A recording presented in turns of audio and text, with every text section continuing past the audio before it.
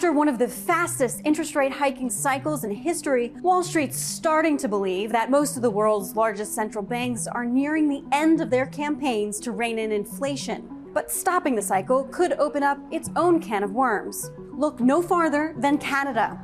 After raising interest rates 8 times, the Bank of Canada was the first major central bank to hit the pause button, and home prices have already begun to go bonkers.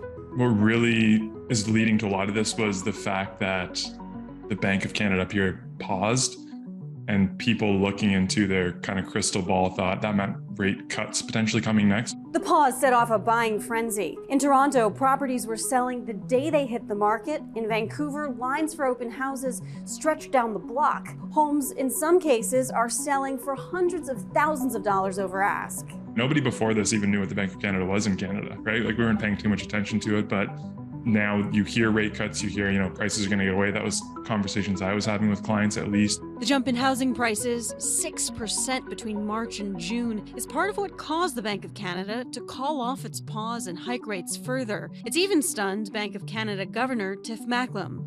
We have been surprised, actually, that the housing has started to bounce back as quickly as it has.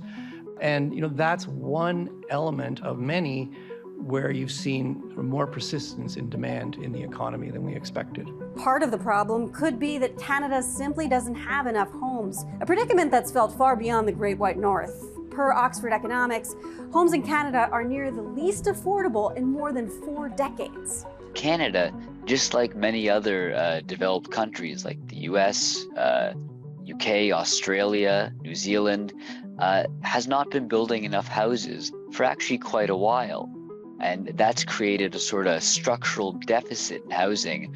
It's also an ominous reality for other major central banks that are looking to back off from hiking rates, especially considering housing is one of the most interest rate sensitive parts of the economy. Another troubling sign, in the US and Australia, home prices are already bouncing back. The argument goes that if rates are rising and the housing market and house prices are still rising, then perhaps rates aren't rising far enough or fast enough.